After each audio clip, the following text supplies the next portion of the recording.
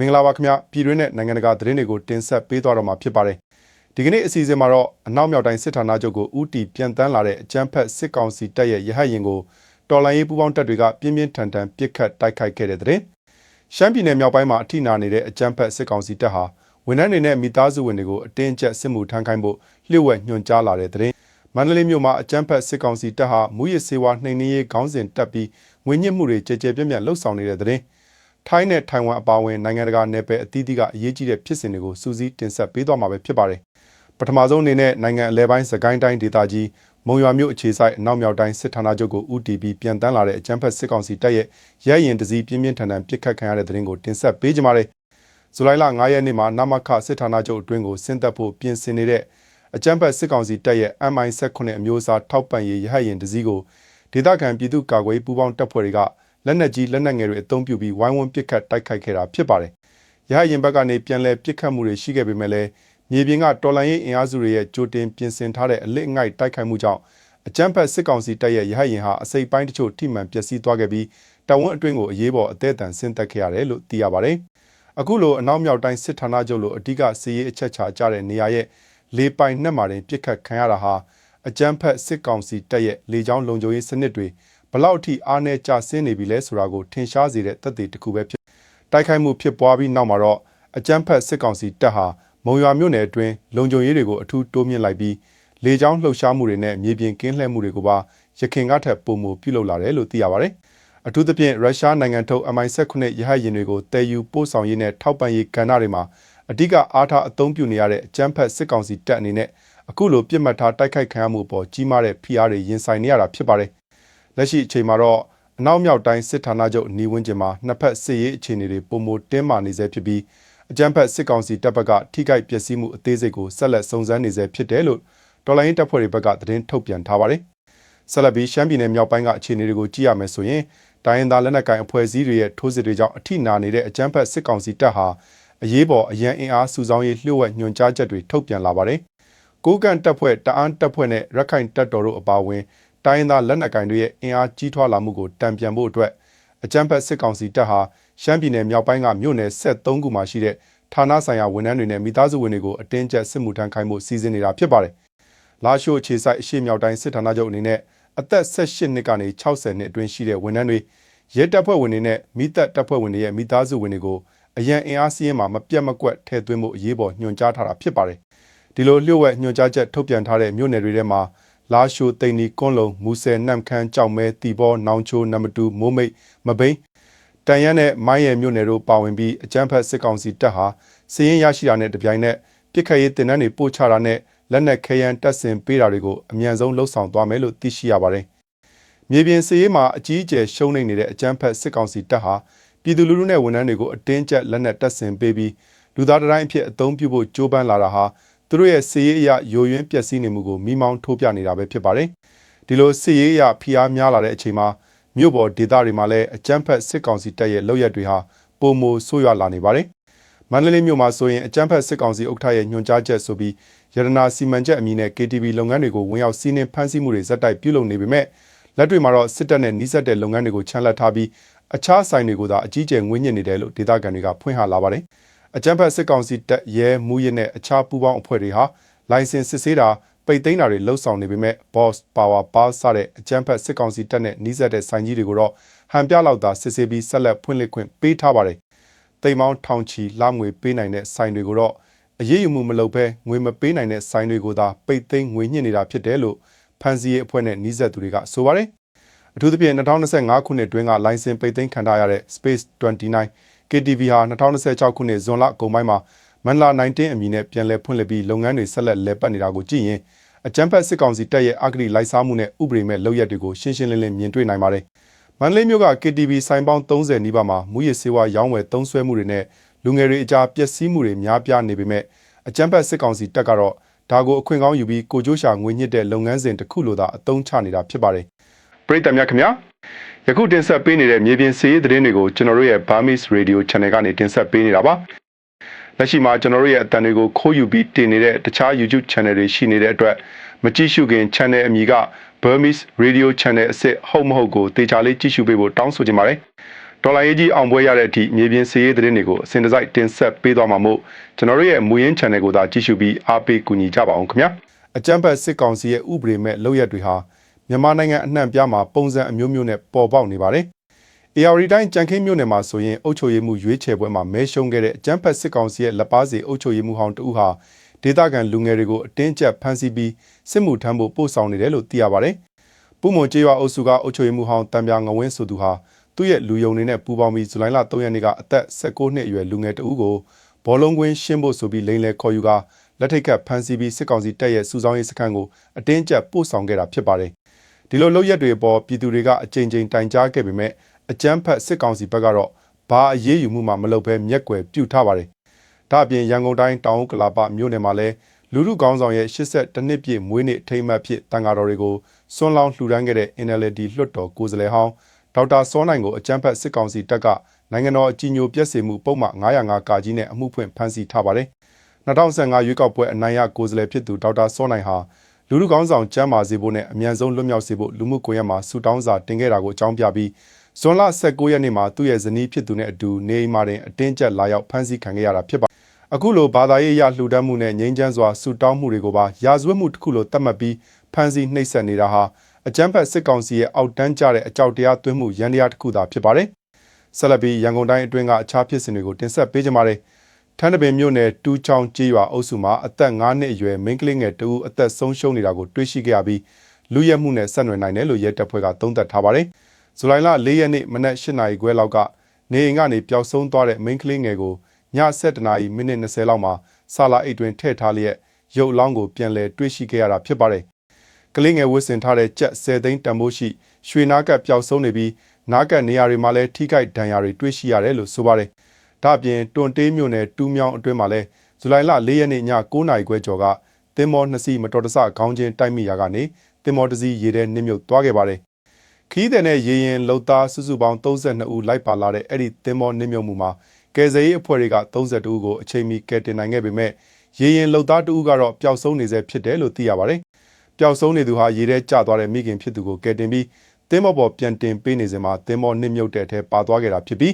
သူ့ရဲ့မိခင်ကတော့အသက်ဘေးကနေလွတ်မြောက်လာခဲ့ပါတယ်။အလားတူမန္တလေးမြို့မှာလည်းဇူလိုင်လ4ရက်နေ့ကပြစ်မှုကျူးလွန်သူတဦးရဲ့တောင်းကျမ်းမှုဖြစ်စဉ်တစ်ခုပေါ်ပေါက်ခဲ့ပါတယ်။ဆွေမျိုးတော်ဆက်သူအင်ရှိမှာတနက်ပစ်ဖောက်အော်ဟစ်ပြီးကားမှန်တွေကိုရိုက်ခွဲဖျက်ဆီးခဲ့တဲ့အမျိုးသားတဦးကိုပြည်ဦးလွင်မြို့မှာဖမ်းဆီးရမိခဲ့ပါတယ်။ကျူးလွန်သူဟာမူရစ်ဆေးဝါးနဲ့လက်နက်မှုတွေကြောင့်ထောင်ဒဏ်40နှစ်ကြာခံနေရရာကနေမကြသေးမီကမှအကြမ်းဖက်စစ်ကောင်စီရဲ့လွတ်ငင်းချမ်းသာခွင့်နဲ့ပြန်လည်လွတ်မြောက်လာသူဖြစ်ပြီး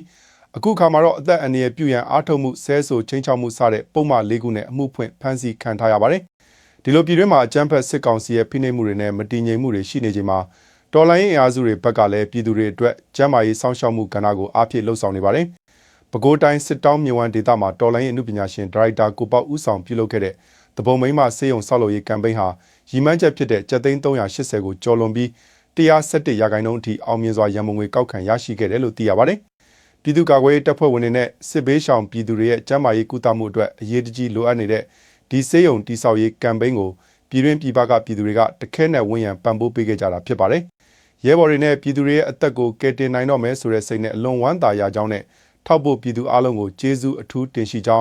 းဒါရိုက်တာကိုပေါက်ကလူမှုကွန်ရက်ကနေတဆင့်ပြောကြားထားပါတယ်။ပရိသတ်များခင်ဗျာယခုတင်ဆက်ပေးနေတဲ့မြေပြင်စီးရေးသတင်းတွေကိုကျွန်တော်တို့ရဲ့ Burmese Radio Channel ကနေတင်ဆက်ပေးနေတာပါ။လက်ရှိမှာကျွန်တော်တို့ရဲ့အသံတွေကိုခိုးယူပြီးတင်နေတဲ့တခြား YouTube Channel တွေရှိနေတဲ့အတွက်မကြည့်ရှုခင် Channel အမည်က Burmese Radio Channel အစ်စ်ဟုတ်မဟုတ်ကိုတေချာလေးကြည့်ရှုပေးဖို့တောင်းဆိုချင်ပါတယ်။ဒေါ်လာရေးကြီးအောင်ပွဲရတဲ့အထိမြေပြင်စီးရေးသတင်းတွေကိုအစဉ်တစိုက်တင်ဆက်ပေးသွားမှာမို့ကျွန်တော်တို့ရဲ့မူရင်း Channel ကိုသာကြည့်ရှုပြီးအားပေးကူညီကြပါအောင်ခင်ဗျာ။နယ်စပ်ဒေသတွေရဲ့အခြေအနေကိုဆက်လက်တင်ဆက်ရမယ်ဆိုရင်အကြမ်းဖက်စစ်ကောင်စီတပ်ရဲ့ဥပဒေမဲ့လုပ်ရက်တွေဟာအိန္ဒိချင်းနိုင်ငံတွေအထိပါကြရက်ရိုက်လာနေပါတယ်။ကရင်ပြည်နယ်မြဝတီမြို့မင်းလက်ပံဒေသမှာအကြမ်းဖက်စစ်ကောင်စီတပ်မ22နဲ့ကရင်အမျိုးသားလွတ်မြောက်ရေးတပ်မတော်တို့အကြားတိုက်ပွဲတွေပြင်းထန်စွာဖြစ်ပွားခဲ့ပြီးအကြမ်းဖက်စစ်ကောင်စီတပ်ဘက်ကပစ်ခတ်လိုက်တဲ့လက်နက်ကြီးကြီးတွေဟာထိုင်းနိုင်ငံပတ်ချမ်းကိုကြားရောက်ပောက်ကွဲခဲ့ပါတယ်။ဇူလိုင်လ4ရက်နေ့ညပိုင်းတိုက်ပွဲတွေအတွင်းမှာအကြမ်းဖက်စစ်ကောင်စီတပ်ကနေအိမ်တွေကိုပြစ်မှတ်ထားပြီးလက်နက်ကြီးတွေအစမတန်အသုံးပြုတိုက်ခိုက်ခဲ့ရမှာထိုင်းနိုင်ငံမဲဆောက်မြို့နယ်မဟာဝင်ကျေးရွာအုပ်စုတွင်ကိုလက်နက်ကြီးကြီးတွေကြားရောက်ခဲ့ပြီးနေအိမ်တချို့ထိခိုက်ပျက်စီးခဲ့တယ်လို့ထိုင်းသတင်းဌာနတွေကဖော်ပြပါတယ်။ထိုင်းအာဏာပိုင်တွေကနေဆက်ဖြတ်တန်းရေးဂိတ်တွေကိုပိတ်ပင်ထားပေမဲ့ အကြမ်းဖက်စစ်ကောင်စီရဲ့ရန်တမ်းပစ်ခတ်မှုတွေကြောင့်ထိုင်းနိုင်ငံသားတွေရဲ့အသက်အိုးအိမ်စီးစိမ်တွေပါချိန်ချောက်ခံနေရတာဖြစ်ပါတယ်။ဒါအပြင်မြန်မာနိုင်ငံအတွင်းမှာအခြေစိုက်လုပ်ကင်နေတဲ့ online ကြားဖြတ်ငွေလိမ်ဂိုင်းတွေရဲ့လူအခွင့်အရေးချိုးဖောက်မှုတွေကလည်းနိုင်ငံတကာအတိုင်းအဝိုင်းကိုတုန်လှုပ်စေပါတယ်။ထိုင်းနိုင်ငံမှာ IT အလုပ်ရမယ်ဆိုပြီးလိမ်လည်ခေါ်ယူခံရကမြန်မာနိုင်ငံကရင်ပြည်နယ်အတွင်းကကြားဖြတ်စခန်းတစ်ခုကိုလူကုန်ကူးခံခဲ့ရတဲ့အသက်25နှစ်အရွယ်ယူဂန်ဒါနိုင်ငံသားတဦးရဲ့ဖွင့်ဟချက်အရအဲ့ဒီစခန်းတွေမှာလျှက်စစ်နော်တိုက်တာနေပူထဲမှာအတင်းအကျပ်ရက်ခိုင်းတာနဲ့အမောင်ကန်အတွင်းပိတ်လောင်တာအပါအဝင်ပြင်းထန်တဲ့ညှဉ်းပန်းနှိပ်စက်မှုတွေနေ့စဉ်နဲ့အမျှဖြစ်ပွားနေတယ်လို့သိရပါတယ်။2023ခုနှစ်နိုဝင်ဘာလကတည်းကဖမ်းဆီးခံခဲ့ရတဲ့အဲ့ဒီအမျိုးသားဟာတနေ့ကို18နာရီကြာအောင်အတင်းအကျပ်အလုပ်ခိုင်းခံခဲ့ရပြီးမျက်စိရှိမှတင်အီသီယိုးပီးယားနိုင်ငံသားတဦးပြင်းပြင်းထန်ထန်ရိုက်နှက်ခံရပြီးအသက်ဆုံးရှုံးသွားတာကိုမြင်တွေ့ခဲ့ရတယ်လို့ပြန်လည်လွတ်မြောက်လာချိန်မှာထုတ်ဖော်ပြောဆိုခဲ့ပါတယ်။နိုင်ငံတကာသတင်းများအနေဖြင့်ထိုင်ဝမ်မှာလူကုန်ကူးမှုနဲ့လိမ်ပိုင်းဆိုင်ရာခေါင်းပုံဖြတ်အမျက်ထုတ်နေတဲ့နိုင်ငံတကာရာဇဝတ်ဂိုင်းတစ်ခုကိုထိုင်ဝမ်အထူးစုံစမ်းစစ်ဆေးရေးရဲတပ်ဖွဲ့ကဝင်ရောက်စီးနင်းခဲ့ပြီးမြန်မာအမျိုးသမီး9ဦးကိုကယ်တင်နိုင်ခဲ့တဲ့သတင်းကိုတင်ဆက်ပေးပါမယ်။ထိုင်ဝမ်ရဲတပ်ဖွဲ့ဝင်အင်အား130ကျော်ပါဝင်တဲ့အထူးစစ်စင်ရေးအဖွဲ့ဟာ2024ခုနှစ်ကတည်းကမြန်မာနဲ့ထိုင်းနိုင်ငံတွေကအမျိုးသမီးငယ်တွေကိုလာစာကောင်းတဲ့အလုပ်ဆိုပြီးလူမှုကွန်ရက်ကနေတဆင့်လိမ်လည်ခေါ်ယူနေတဲ့အဲ့ဒီဂိုင်းကိုဖြိုခွင်းနိုင်ခဲ့တာဖြစ်ပါတယ်။လူကုန်ကူးဂိုင်းဟာအမျိုးသမီးတွေကိုထိုင်ဝမ်ကိုခေါ်ယူပြီးနောက်ဗီဇာကြီးအကြောင်းပြချက်နဲ့ထိုင်ဝမ်ဒေါ်လာ3,100,000ကနေ3,300,000အထိအတင်းအကျပ်အကျွေးတင်စေကပြည်ထစာလုပ်ငန်းတွေမှာအတင်းအကျပ်ခိုင်းစေခဲ့တာဖြစ်တယ်လို့စုံစမ်းစစ်ဆေးမှုတွေအရသိရ။စီးနှင်းမှုအတွင်းမှာတန်တရားရှိသူ18ဦးကိုဖမ်းဆီးနိုင်ခဲ့ပြီးတနက်2လက်ဓာတ်3ချောင်းနဲ့ဆက်သွယ်ရေးဆက်ပစ္စည်းအများပြားကိုလည်းသိမ်းဆည်းရမိခဲ့ပါတယ်။အလားတူထိုင်းနိုင်ငံကန်ချနာဘူရီနဲ့မဲဆောက်ဒေသတွေမှာလည်းဇူလိုင်လ4ရက်နေ့ကတရားမဝင်ဝင်ရောက်လာတဲ့မြန်မာနိုင်ငံသား19ဦးကိုထိုင်းလုံခြုံရေးတပ်ဖွဲ့တွေကဖမ်းဆီးခဲ့ပါတယ်။မြန်မာနိုင်ငံတွင်းကနိုင်ငံရေးစီးပွားရေးအကျပ်တဲတွေကြောင့်ပြည်သူတွေဟာအသက်အန္တရာယ်ကိုပါပမာမထားဘဲနေဆက်ဖြတ်ကျော်ဝင်ရောက်မှုတွေဇက်တိုက်လှုပ်ဆောင်နေရတာဖြစ်ပါတယ်။ဆက်လက်ပြီးနိုင်ငံတကာနိုင်ငံရေးစင်မြင့်ကအရေးကြီးတဲ့ဖြစ်စဉ်တွေကိုတင်ဆက်ပေးပါမယ်။မြန်မာအရေးနဲ့ပတ်သက်ပြီးအမျိုးသားညီညွတ်ရေးအတိုင်းအမြံကောင်စီအဖွဲ့ဝင်ဦးတိုးကျော်လိုင်ကတရုတ်နိုင်ငံအနေနဲ့အကြမ်းဖက်စစ်ကောင်စီနဲ့ဆွေးနွေးဖို့ဖိအားပေးနေမှုတွေရှိပေမဲ့လည်းတော်လိုင်းအင်အားစုတွေအနေနဲ့ဒေါသတကြီးတုံ့ပြန်တာမျိုးမလုပ်ဘဲမဟာဗျူဟာမြောက်ချင်းကပ်မှုတွေလှုပ်ဆောင်မှုဆွေးနွေးနေတယ်လို့ဇူလိုင်လ9ရက်နေ့ကပြုလုပ်တဲ့ရှင်းလင်းပွဲတစ်ခုမှာပြောကြားခဲ့ပါတယ်။2021ခုနှစ်စစ်အာဏာသိမ်းမှုဟာမြန်မာနိုင်ငံမတည်ငြိမ်မှုရဲ့အဓိကအရင်းမြစ်ဖြစ်တယ်ဆိုတာကိုတရုတ်အစိုးရနားလည်လာအောင်ဆက်လက်ရှင်းပြဖို့လိုအပ်ပြီးနှစ်နိုင်ငံဆက်ဆံရေးကိုပုံမယုံကြည်မှုတည်ဆောက်နိုင်မဲ့နည်းလမ်းတွေကိုအမြဲရှာဖွေနေတယ်လို့သူကဆိုပါတယ်။တရုတ်အစိုးရဟာလည်း2020ခုနှစ်စစ်စင်ရေးနောက်ပိုင်းမှာနေဆက်လုံခြုံရေးနဲ့သူတို့ရဲ့ယင်းနှိမ့်မြုံနှံမှုတွေကိုကာကွယ်ဖို့အတွက်မြန်မာအရေးမှာပုံမတက်ကြွစွာပါဝင်လာနေတာဖြစ်ပါတယ်။အရှေ့အလယ်ပိုင်းဒေသကအခြေအနေတွေကိုကြည့်ရင်လည်းအီရန်နိုင်ငံမှာဇူလိုင်လ9ရက်နေ့ကကျင်းပတဲ့သမ္မတအီဘရာဟင်ရိုင်စီရဲ့ဇာပနအခမ်းအနားကိုလူပေါင်း2တန်းနီးပါးတက်ရောက်ခဲ့ပြီးအမေရိကန်နဲ့အစ္စရေးကိုပြင်းပြင်းထန်ထန်လက်စားချေဖို့တောင်းဆိုတဲ့တွေစူညံစွာထွက်ပေါ်ခဲ့ပါတယ်။အထူးသဖြင့်အမေရိကန်သမ္မတဒေါ်နယ်ထရန့်ကိုလက်စားချေဖို့တောင်းဆိုမှုတွေအများပြားရှိခဲ့ပြီ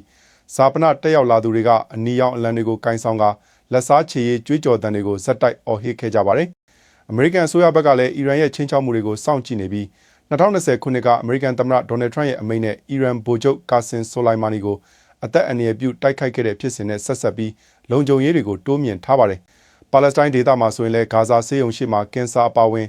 အရေးပေါ်ဆေးကုသမှုလိုအပ်နေတဲ့လူနာတွေဟာပြင်ပနိုင်ငံတွေမှာဆေးကုသခွင့်ရရှိရေးအတွက်ဆန္ဒပြတောင်းဆိုနေကြပါတယ်။2026ခုနှစ်ဖေဖော်ဝါရီလ28ရက်နေ့ကအမေရိကန်၊အစ္စရေးနဲ့အီရန်စစ်ပွဲစတင်ချိန်ကတည်းကနေဆက်ဂိတ်တွေပိတ်ထားခဲ့ရမှာထောင်ပေါင်းများစွာသောလူနာတွေဟာအခုချိန်ထိဆေးကုသခွင့်မရဘဲအသက်အန္တရာယ်စိုးရိမ်နေရဆဲဖြစ်ပါတယ်။ယီမင်နိုင်ငံမှာလည်းဟူသီတဘုံအဖွဲ့တွေရဲ့ပြင်းထန်တဲ့ထိုးစစ်ကြောင့်အစိုးရတပ်ဖွဲ့ဝင်12ဦးအသက်ဆုံးရှုံးခဲ့ပြီးအများပြားထိခိုက်ဒဏ်ရာရရှိခဲ့ပါတယ်။ဟိုတိုက်တာပြည်နယ်မှာဖြစ်ပွားခဲ့တဲ့ဒီတိုက်ပွဲဟာနှစ်ပေါင်းများစွာအတွင်းအပြင်းထန်ဆုံးတိုက်ခိုက်မှုတွေထဲကတစ်ခုဖြစ်တယ်လို့ဒေသခံအာဏာပိုင်တွေကအတည်ပြုပြောကြားထားပါတယ်။အားကစားနယ်ပယ်သတင်းတပုတ်အနေနဲ့အမေရိကန်တိုက်စစ်မှုဖိုလာရင်ဘာလိုကန်ရဲ့ပွဲပယ်ပြစ်ဒဏ်ကို FIFA ကော်မတီကဆိုင်းငံ့ပေးလိုက်တဲ့အတွက်2026ခုနှစ်ကမ္ဘာဖလားရှုံးထွက်16သင်းအဆင့်ဘယ်လ်ဂျီယံနဲ့ကစားမဲ့ပွဲစဉ်မှာအမေရိကန်အသင်းအတွက်သူပြန်လည်ပါဝင်ကစားနိုင်တော့မှာဖြစ်ပါတယ်။12သင်းအဆင့်ဘော့စနီးယားနဲ့ပွဲစဉ်မှာပြိုင်ဘက်ကစားသမားကိုထိခိုက်မိလို့အနီးကပ်ပြသခံရပြီးပွဲပယ်ပြစ်ဒဏ်ချမှတ်ခံထားရပေမဲ့စီကန်ထိန်သိမ်းရေးကော်မတီကတနစ်တာစောင့်ကြည့်ကာလအဖြစ်ပြစ်ဒဏ်ကိုဖြေလျှော့ပေးခဲ့တာဖြစ်ပါတယ်။ဒီဆုံးဖြတ်ချက်ထွက်ပေါ်လာပြီးမကြာခင်မှာပဲအမေရိကန်သမ္မတဒေါ်နယ်ထရန့်ကလူမှုကွန်ရက်ကနေတဆင့် FIFA ကိုကျေးဇူးတင်ကြောင်းနဲ့မတရားမှုကိုပြန်လည်ပြင်ဆင်ပေးခဲ့တာဖြစ်ကြောင်းရေးသားဖော်ပြခဲ့ပါတယ်။ဒီပြိုင်ပွဲမှာဘာလိုကန်နေနဲ့နောက်ထပ်တကိုးသွင်းယူနိုင်ခဲ့ရင်1930ပြည့်နှစ်ကမ္ဘာဖလားမှာအမေရိကန်ကစားသမားဘတ်ပတနိုးတင်ရှိခဲ့တဲ့တစ်ချိန်နဲ့ကမ္ဘာဖလားသွင်းကိုအများဆုံးစံချိန်ကိုလိုက်မီတော့မှာဖြစ်ပါတယ် အမေရိကန်ဘောလုံးသမိုင်းတစ်လျှောက်ဂိုးအများဆုံးသွင်းယူထားသူကတော့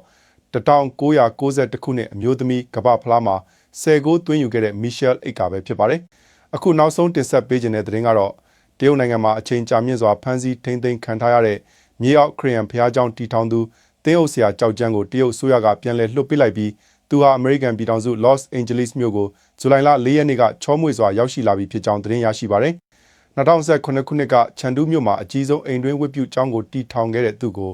တရုတ်အစိုးရကပြီးခဲ့တဲ့နှစ်အောက်တိုဘာလကတည်းကဖျက်မှောက်လုပ်ရက်တွေနဲ့ဆွဆွဲကဖမ်းဆီးထိန်းသိမ်းထားခဲ့တာဖြစ်ပါတယ်။တင်းအုပ်ဆရာပြန်လည်လွတ်မြောက်လာခြင်းဟာအံ့ဖွယ်ဖြစ်ရတစ်ခုလိုခံစားရပြီးမေလအတွင်းကတရုတ်နိုင်ငံကိုတွားရောက်ကတရုတ်သမ္မတရှီကျင့်ဖျင်နဲ့တွေ့ဆုံချိန်မှာဒီအမှုကိုတိုက်ရိုက်ဆွေးနွေးပေးခဲ့တဲ့အမေရိကန်သမ္မတဒေါ်နယ်ထရန့်ကိုမိသားစုဝင်တွေကအထူးကျေးဇူးတင်ကြောင်းလူသိရှင်ကြားထုတ်ဖော်ပြောဆိုထားပါတယ်။ဒီဖြစ်ရဟာတရုတ်နိုင်ငံအတွင်းဘာသာရေးလွတ်လပ်ခွင့်နဲ့တရုတ်အမေရိကန်ဆက်ဆံရေးအတွက်အပြုသဘောဆောင်တဲ့အလှည့်အပြောင်းတစ်ခုဖြစ်လာနိုင်တယ်လို့လူ့ခွင့်ရေးစောင့်ကြည့်အဖွဲ့တွေကသုံးသပ်ထားပေမဲ့ကြန့်ရှိနေသေးတဲ့ဖျားကြောင်အဖွဲ့ဝင်တွေကိုလည်းအမြန်ဆုံးပြန်လွှတ်ပေးဖို့တိုက်တွန်းတောင်းဆိုထားပရိသတ်များခင်ဗျာယခုတင်ဆက်ပေးနေတဲ့မြေပြင်စစ်ရေးသတင်းတွေကိုကျွန်တော်တို့ရဲ့ Burmese Radio Channel ကနေတင်ဆက်ပေးနေတာပါလက်ရှိမှာကျွန်တော်တို့ရဲ့အသံတွေကိုခိုးယူပြီးတင်နေတဲ့တခြား YouTube Channel တွေရှိနေတဲ့အတွက်မကြည့်ရှုခင် Channel အမည်က Burmese Radio Channel အစစ်ဟုတ်မဟုတ်ကိုတေချာလေးကြည့်ရှုပေးဖို့တောင်းဆိုချင်ပါတယ်တော်လိုင်းရေးကြီးအောင်ပွဲရတဲ့အထိမြေပြင်စစ်ရေးသတင်းတွေကိုအစဉ်တစိုက်တင်ဆက်ပေးသွားမှာမို့ကျွန်တော်တို့ရဲ့မူရင်း channel ကိုသာကြည့်ရှုပြီးအားပေးကူညီကြပါအောင်ခင်ဗျာဟုတ်ကဲ့အခုတင်ဆက်ပေးခဲ့တာကတော့ဒီကနေ့သတင်းစီစဉ်ပဲဖြစ်ပါတယ်အချိန်ပေးပြီးနားဆင်ကြည့်ရှုပေးခဲ့ကြတဲ့ပရိသတ်ကြီးကိုကျေးဇူးအထူးတင်ရှိပါတယ်သတင်းမှန်ကန်မှုနဲ့ပြည်သူအသံတွေကိုဆက်လက်တင်ဆက်ပေးသွားမယ်ဆိုတဲ့အတည်ပေးစကားနဲ့အတူသတင်းတင်ဆက်မှုကိုဒီမှာပဲရန်နာပါရစေခင်ဗျာမိဘပြည်သူများကိုစိတ်နှဖျားချမ်းသာပြီးဘေးရန်အနေနဲ့အပေါင်းကင်းရှင်းကြပါစေ